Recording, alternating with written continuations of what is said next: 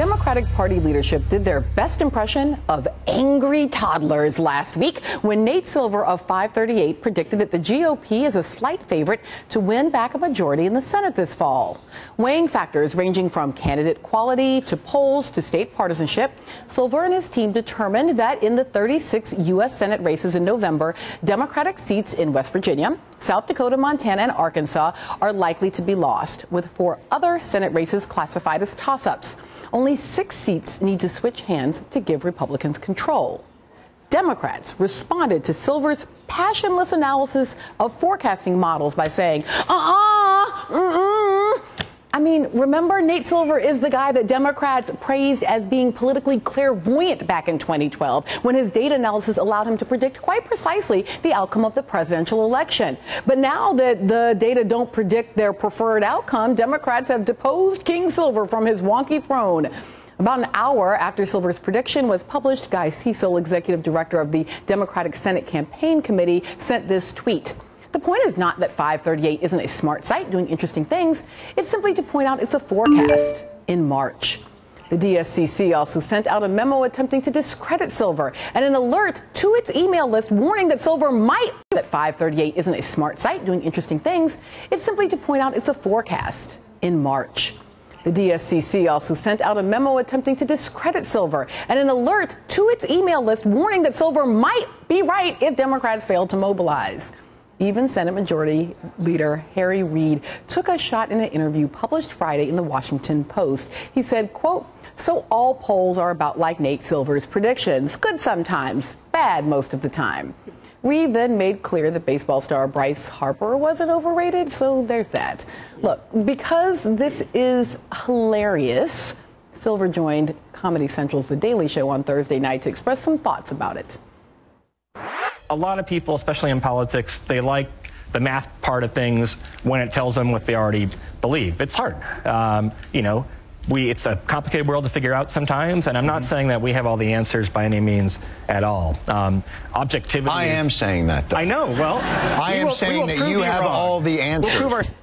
Now, we know Jon Stewart is kidding at least a little bit. We think he is. But with the way that they're responding to Silver, are Democrats kidding themselves? Still with me at the table, Eagle Volsky, who is managing editor of ThinkProgress.org, Republican strategist Lenny Alvisar, Christina Bellantoni, who's editor-in-chief of Roll Call, and Mark Alexander, law professor at Seton Hall University, and former senior advisor to President Obama. So I want the two of you, Lenny and Mark, I want you guys to respond the way that you would if you all were running a campaign. So both of you have been campaign advisors. Both of you have thought about, okay, when bad polls show up, or bad data, and by bad I don't mean that the data themselves are bad data. I mean they don't say what you want them to say. Is this the most productive way to respond? I think you come out right away and you say to your supporters, who you're trying to get them to give money, get out, and say this is going to be close. The balance of the Senate is in our hands. Nate Silver, who we know does a good job of predicting things, is saying we're in a tough spot. Let's go out and do this. It's a rallying cry. You know, I don't see any need to sort of panic. And also, it's true. I mean, it is March. So you're making your best predictions today that you're going to say for November, but say it's close. And we all know it's close. Lenny, I'm sure we could talk for hours and hours and agree. Overall, it's going to be close, and it's been close year after year after year. But close, and now we have more proof of that. So let's get up and go do something. But see, to me, that's reasonable. You say, here's a guy whose models and forecasting we have previously accepted as reasonable, and so this will create for us a sense of urgency. But that's not what happened. Instead, they were like, oh, that guy can't count. I mean, numbers can't show you nothing in March. I mean, that's just not true. Data are relevant. They can, in fact, show you things. They are not. They're not crystal balls where it can tell you everything. But data matter. Well, it goes to show that in politics, if you live long enough, you see everything over and over. Look, and sometimes you just have to live 2 years between loving and hating this guy. That's right. I mean, it really is unbelievable. I think what the story here is, again, Democrats having to do something not because they want to, but because they have to. And the person who predicted correctly that they would win last year is now predicting the opposite. it's not surprising that they would kind of attack the messenger. What is surprising is that they should be smarter than what they did. On Twitter, they said he's wrong. On their fundraising list, they said he's right. Because this is, in addition to the enrollment deadline for the Affordable Care Act, this is the end of the first quarter deadline, which is why all of our email inboxes are blowing up with these fundraising requests. It's a shell game. They're raising an alarm. Look, we stand a chance of losing here. Give us your money. But they're also trying to, people want to back winners. And so if it sounds like the goose is cooked before them, they're not going to help. All right, so that's helpful to me. This idea of you want to create a sense of urgency, but you also want to create a sense that the game isn't over. That said, one of the ways that Democrats have been trying to message themselves as different and separate from Republicans beyond sort of ideological and policy differences is by saying, oh, the right doesn't care about data. They're climate change deniers. They're sort of out of touch with science and with information. And when I see the Democrats behave this way, I think, okay, come on, guys. Like, you're going to have to embrace a reality that you claimed was valuable to you.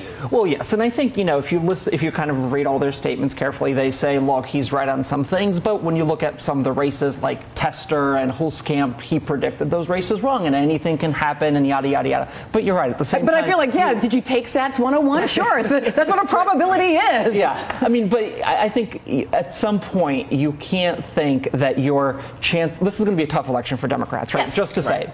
And you can't hope to win elections by having another Aiken moment. That's just not going to happen every time around. And so, this week. And it's a tough situation. These are people who won in 2008 with the president, who are coming up for re-election now. So you've always known it's going to be tough. And the key thing is to play, and stay consistent, as you're saying. Take the data and build on it. So let me push on this a little bit, because and I think this goes back a little to something Lenny said earlier about, Landrieu and Kay Hagan. So these are people who won with the president in 2008 and then have actively been sort of moving away from them. Now, I was just sort of making fun a little bit of Governor Christie in New Jersey and his sort of self-presentation as not being particularly presidential. But it does feel to me like one of the things that the right often gets right that Democrats have a harder time doing is just kind of being like, yeah, that's me, take it or leave it. And that in fact they may have a better chance if they went ahead and continue to run with the president. Yeah, that's my guy. Here's what we did. We passed his health care reform. We did this, we did that, and actually embrace I think you're right. being blue. I think you're absolutely right. And that's things, embrace who you are, be who you are, and I think that's one of the things we talked about, is that, there's a way in which the president could connect with Zach Galifianakis on this. That's something which actually the Democrats are effective at. And we were talking before about President Clinton on Arsenio Hall playing the sax, a watershed moment in politics. There are ways in which Democrats have been very successful. But also, I think you're right. We need to just embrace who we are. And Chris Christie, he embraces who he is. Where that goes, we can debate that one. Democrats aren't out there openly criticizing the president. Some of them are saying we need to make changes to the Affordable Care Act, right? And particularly these vulnerable Democratic senators we've been mentioning. But they're going to take his fundraising money. They're still generally on message with what he says. And they will absolutely, if his popularity numbers go up, you will see them appear with him in different types of ways. And his name's going to be on fundraising requests. Joe Biden's going to be out there. And with the data issue, think about the Congressional Budget Office scoring, right? Like both Republicans and Democrats love to throw out these numbers, which are completely meaningless. You can go back and look at like the estimates for the Iraq War or the Bush tax cuts and see they were like wrong in every way. But people use them to their advantage because this is part of the game that's played in Washington. Granted, I hear you, but maybe it really just is the intro stats professor in me that I hate hearing, oh, numbers can tell you anything.